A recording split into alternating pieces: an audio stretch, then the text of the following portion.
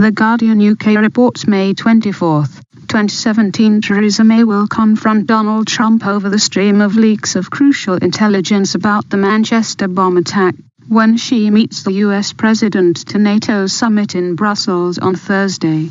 British officials were infuriated on Wednesday when the New York Times published forensic photographs of sophisticated bomb parts that UK authorities fear could complicate the expanding investigation into the lethal blast, in which 5 further arrests have been made in the UK and 2 more in Libya.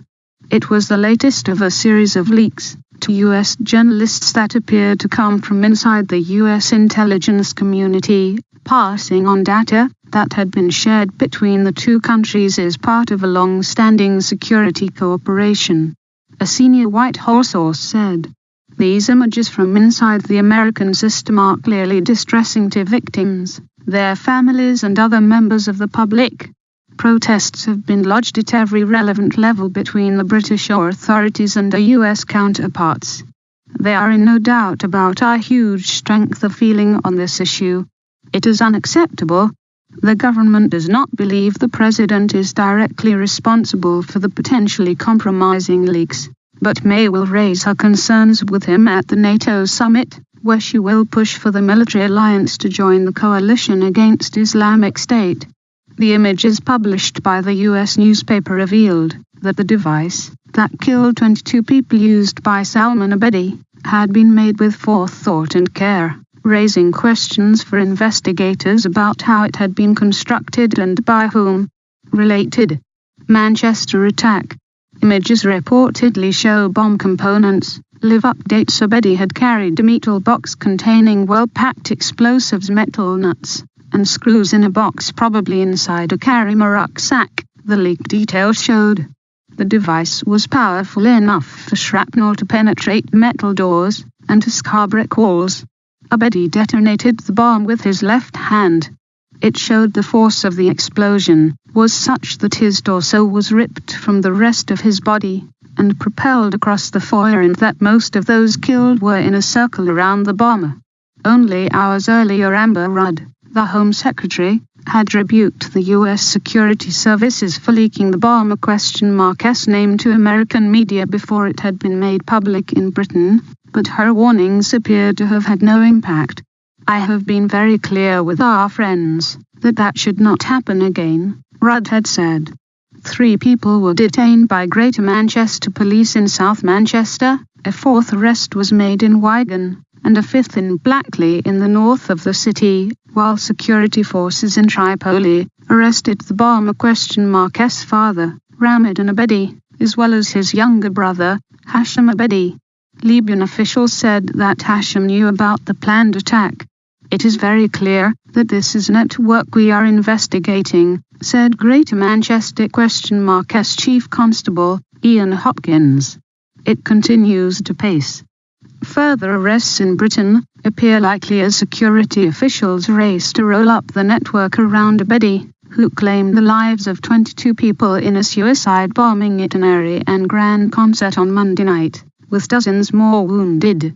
About 1,000 troops were also deployed on British streets to guard public buildings, freeing up armed officers so they could assist with the spreading investigation, the day after Theresa May raised the UK ?S terror threat level to critical.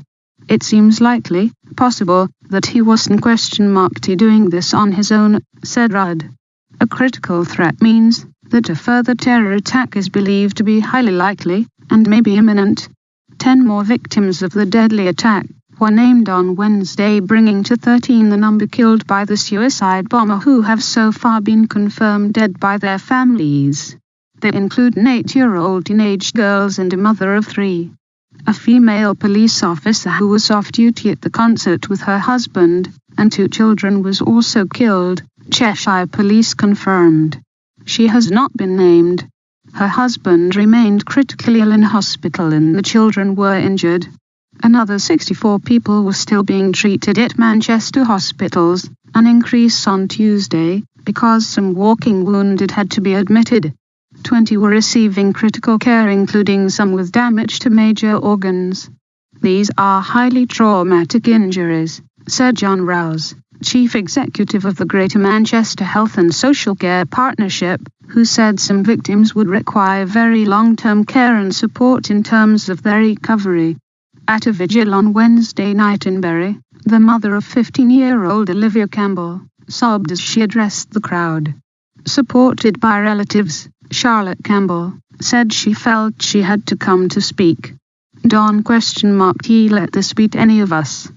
Don't let my Olivia be a victim, she said. Police said relatives of all those killed had been informed, and specialist officers were supporting them. Some families issued statements describing the loss. Relatives of Michelle Kiss, a mother of 3 from Lancashire, said she had been taken in the most traumatic way imaginable. We hope to draw from the courage and strength she showed in her life to get through this extremely difficult time, they said. 14-year-old Cheshire schoolgirl Nell Jones was also confirmed as among the dead, and Jane Tweddle-Taylor, a 51-year-old school receptionist who was waiting with a friend to pick up 2 girls from the concert, was also confirmed as a fatality. Greater Manchester Police declined to comment on claims on Tuesday by a Muslim community worker that they had twice contacted police about Salman Abedi several years ago.